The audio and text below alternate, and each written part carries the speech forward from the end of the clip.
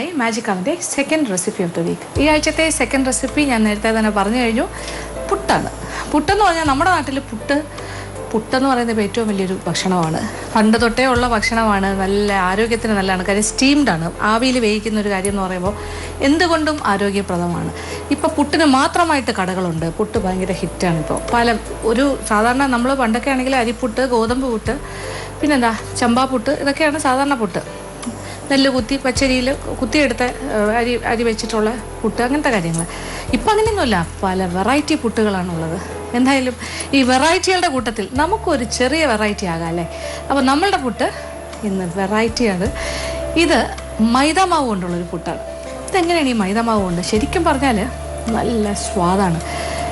ഇത് ഏതാണ്ട് മരിച്ചീനി പുട്ട് പോലെ നമുക്ക് ഫീൽ ചെയ്യും. കപ്പ കൊണ്ട് തയ്യാറാക്കുന്ന പുട്ട് പോലെ ഇരിക്കും. നല്ല സ്വാദാണ്, സോഫ്റ്റാണ്. എനിക്ക് പറയാൻ വാക്കുകളില്ല. വർണ്ണിക്കാൻ ഇനി പുതിയ പുതിയ വാക്കുകൾ കണ്ടെത്തേണ്ടിയിരിക്കുന്നു. എന്തായാലും നല്ലൊരു വിഭവമാണ്. അത് വളരെ എളുപ്പമാണ് തയ്യാറാക്കാൻ. അപ്പോൾ അതെങ്ങനെയാണ് തയ്യാറാക്കുന്നത് നോക്കുക. ഇതിൻ്റെ ചേരുവകൾ എന്തൊക്കെയാണെന്ന് നോക്കാം. മൈദാമാവ് 3 കപ്പ്, വെള്ളം 1 കപ്പ്, ഉപ്പ് ആവശ്യത്തിന്, പഞ്ചസാര 1 ടീസ്പൂൺ, തേങ്ങ ചിരകിയത് ആവശ്യാനുസരണം. അപ്പോൾ നമുക്ക് നമ്മളുടെ മൈദാപ്പുട്ട് തയ്യാറാക്കി തുടങ്ങാം. അപ്പോൾ ഈ പുട്ട് എന്ന് പറയുന്നത് ശ്രീലങ്കയിലൊക്കെ പറയുന്ന പിട്ട് എന്നാണ്. പിട്ട് നമുക്കിവിടെ ഈ പുട്ടിനെ പിട്ട് എന്ന് പറഞ്ഞാലോ, മൈദാപ്പിട്ട് അല്ലേ, അങ്ങനെയും വേണമെങ്കിൽ പറയാം. അപ്പോൾ 3 കപ്പ് മൈദാമാവ് ഞാനിവിടെ അളന്ന് വെച്ചിട്ടുണ്ട്. ഇനി അതിൻ്റെ പാകത്തിന് 1 കപ്പ് വെള്ളം തിളപ്പിക്കാനായിട്ട് വയ്ക്കാം.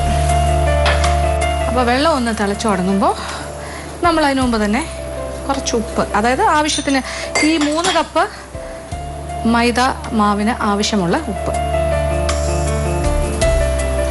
1 ടീസ്പൂൺ പഞ്ചസാര. ഈ 2 കാര്യങ്ങളാണ് വെള്ളത്തിൽ ചേർത്തിരിക്കുന്നത്. വെള്ളം ഒന്ന് തിളക്കട്ടെ.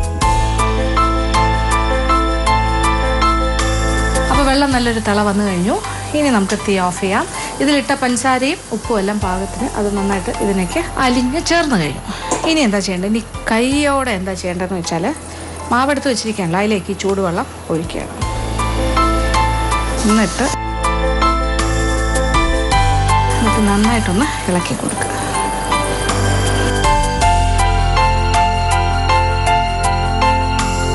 അപ്പോൾ നമ്മൾ ആ ചൂടുവെള്ളം ഒഴിച്ചിട്ട് ഇങ്ങനൊരു തടിത്തവി കൊണ്ട്, കൈയെടുക്കാണ്ട് തടിത്തവിയുടെ ബാക്ക് സൈഡ് വലതുവശം വെച്ച് നന്നായിട്ടിങ്ങനെ മിക്സ് ചെയ്ത് കൊടുക്കുക. അപ്പോൾ ഇങ്ങനെ കുറച്ച് കഷ്ണങ്ങൾ, ഉണ്ടകളൊക്കെ വരും, കട്ട പോലെയൊക്കെ തോന്നും. പക്ഷേ മാവ് നന്നായിട്ടൊന്ന് വേകും. അപ്പോൾ വെള്ളം എല്ലാ ഭാഗത്തേക്കും എത്തിയിട്ടുണ്ട്. വെള്ളം കൂടാൻ പാടില്ല. അപ്പോൾ അതാണ് ഒരു കറക്റ്റ് പാകമാണ്. 3 കപ്പ് മാവിന് 1 കപ്പ് വെള്ളം. അപ്പോൾ 3 കപ്പ് എന്ന് പറയുമ്പോൾ തല തട്ടിയാണ് എടുക്കേണ്ടത്. അപ്പോൾ ഈ ഒരു പ്രോസസ്സ് കഴിഞ്ഞാൽ, അപ്പോൾ ഇതിൽ കുറച്ച് കട്ടയൊക്കെ ഉണ്ടല്ലോ, ഈ കട്ട ഉണ്ടാകും, എന്തായാലും ഒഴിക്കുമ്പോൾ ഉണ്ടാകും. ഈ കട്ട ഇപ്പം നിങ്ങൾ ചെയ്താൽ ഇങ്ങനെ തന്നെ ആയിരിക്കും. അപ്പോൾ വിഷമിക്കേണ്ട ആവശ്യമില്ല, പേടിക്കേണ്ട. കട്ടയൊക്കെ ഉണ്ടാകും. അത് കട്ട മാറുന്നതിനൊരു ടെക്നിക്കുണ്ട്. അപ്പോൾ ആദ്യത്തെ ഭാഗം കഴിഞ്ഞു. അപ്പോൾ മാവ് നന്നായിട്ടൊന്ന് വെന്തിട്ടുണ്ട്.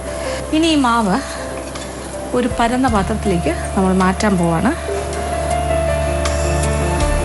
അല്പം തണുക്കാനായിട്ട് വയ്ക്കണം.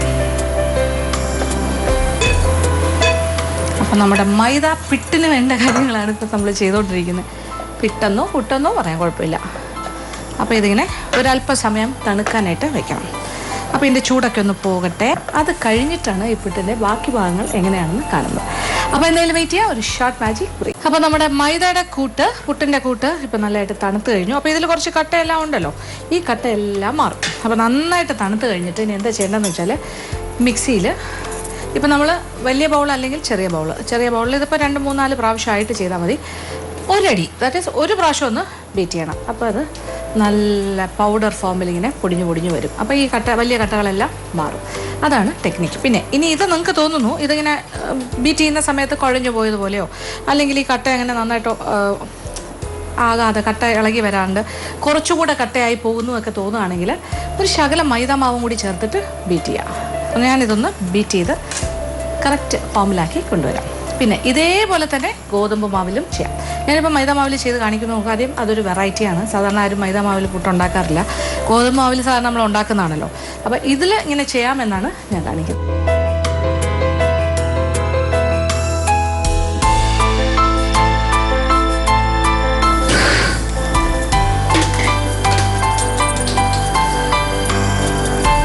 കണ്ടോ, അപ്പം നമ്മൾ ഈ രീതിയിലാണ് പൊടിച്ചെടുക്കേണ്ടത്. ഒരു ബീറ്റിംഗ് അത്രേ ആവശ്യമുള്ളൂ. ഒരു ബീറ്റിംഗ് കഴിയുമ്പോൾ അതിങ്ങനെ ഉപ്പുമാവ് പോലെ ഇങ്ങനെ ഭയങ്കര എന്താ പറയുക പൊടിയായിട്ട് തന്നെ കിട്ടും.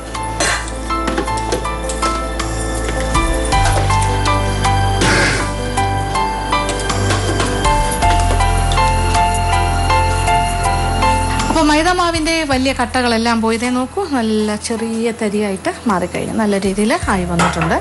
അപ്പോൾ നമ്മൾ അടുപ്പ് കത്തിച്ച് പുട്ട് കുടം അടുപ്പിൽ വയ്ക്കാം, വെള്ളം തിളക്കട്ടെ. ആ സമയം നമുക്ക് ആദ്യത്തെ കുറ്റി പുട്ട്, അത് സാധാരണ പുട്ട് ചെയ്യുന്ന പോലെ തന്നെയാണ്. ആദ്യം കുറച്ച് തേങ്ങ,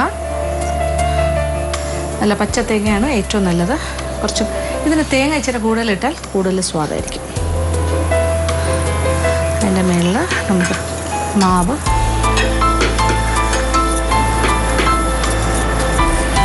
വീണ്ടും തേങ്ങ, വീണ്ടും മാവ്.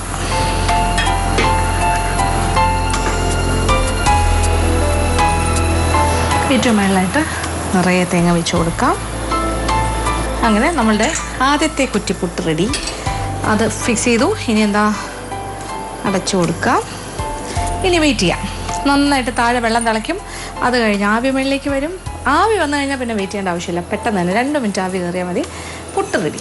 അപ്പോൾ അത് കഴിഞ്ഞ് ബാക്കി ഇരിക്കുന്ന മാവ് കൊണ്ട് അതുപോലെ തന്നെ വീണ്ടും വീണ്ടും നമുക്ക് പുട്ട് കുറ്റി നിറയ്ക്കാം. ഇപ്പോൾ നന്നായിട്ട് ആവി വന്നു. ആവി വന്നിട്ടൊരു 1 മിനിറ്റ് 2 മിനിറ്റ് മാക്സിമം, 1 മിനിറ്റ് തന്നെ ധാരാളം. അപ്പോൾ ഇനി തീ ഒന്നല്പം കുറച്ചിട്ട് നമുക്ക് പുട്ട് കുറ്റി ഡീമോൾഡ് ചെയ്യാം. എന്നിട്ട് ഇതിൽ നിന്നും പ്ലേറ്റിലേക്ക് കുത്തിയിടാം. ഓക്കെ, അങ്ങനെ നമ്മളുടെ ആദ്യത്തെ കുറ്റിപ്പുട്ട്, മൈദാ പുട്ട് അഥവാ മൈദാ പിട്ട് റെഡിയായി കഴിഞ്ഞു. ഇതേപോലെ തന്നെ ഗോതമ്പ് മാവിലും പുട്ടുണ്ടാക്കാം.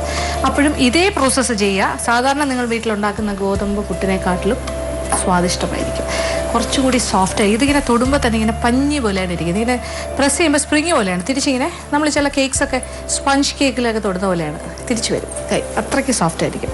ഇനി ബാക്കിയിരിക്കുന്ന മാവ് കൊണ്ടും ഇതേപോലെ പൊട്ടിച്ചു.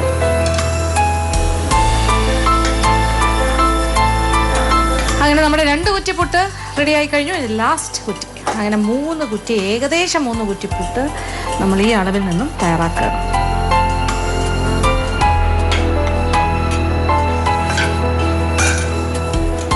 തൊട്ട് നോക്കും, നിങ്ങൾക്ക് ശരിക്കും അത് ഉണ്ടാക്കി കഴിച്ച് നോക്കിയാലേ മനസ്സിലാവുള്ളൂ. വളരെ സോഫ്റ്റ് ആയിരിക്കും. തീർച്ചയായിട്ടും പരീക്ഷിക്കാൻ പറ്റിയൊരു കാര്യമാണ്. ഇതൊരു മരിച്ചീനി പുട്ട് കഴിക്കുന്ന പോലത്തെ ഒരു സ്വാദാണ് ഇതിന് കിട്ടുന്നത്. ഒരു പ്രത്യേക രുചിയാണ്, രുചിയും മണവുമാണ്. ഇത് നല്ല മീൻ കറിയുടെ കഴിക്കാം. അപ്പോൾ നമ്മളിപ്പോൾ നല്ലൊരു ആവോലി മാങ്ങ കറി തയ്യാറാക്കിയിട്ടുണ്ട്. ആവോലി മാങ്ങ കറി നമ്മുടെ മൈദാ പുട്ടും കൂടി ചേർത്ത് ഒന്ന് കഴിച്ചു നോക്കൂ, തീർച്ചയായിട്ടും ഇഷ്ടമാവും. അപ്പോൾ ഇതുപോലെ നിങ്ങളും തയ്യാറാക്കുക. ഇന്നത്തെ എപ്പിസോഡിൽ കാണിച്ച 2 വിഭവങ്ങളും എല്ലാവർക്കും തന്നെ ഇഷ്ടപ്പെട്ടാണെന്ന് വിചാരിക്കുന്നു. ആദ്യം കാണിച്ചത് വളരെ നാടൻ രീതിയിൽ നമുക്ക് ചെയ്യാൻ പറ്റുന്ന ആവോലി മാങ്ങാക്കറിയാണ്. തേങ്ങ അരച്ച കറിയാണ്. അതിന് പകരം തേങ്ങാപ്പാലിൽ വേണമെങ്കിലും തയ്യാറാക്കാം. എന്തായാലും പരീക്ഷിക്കുക. രണ്ടാമത് കാണിച്ചതും എളുപ്പത്തിൽ ചെയ്യാൻ പറ്റിയ സ്വാദിഷ്ടമായ മൈദാപ്പുട്ടാണ്. തീർച്ചയായിട്ടും 2 വിഭവങ്ങളും പരീക്ഷിക്കുക. ഇന്നത്തെ എപ്പിസോഡ് ഇവിടെ അവസാനിക്കുകയാണ്. വീണ്ടും പുതിയ വിഭവങ്ങളുമായി മാജിക് അവനിലൂടെ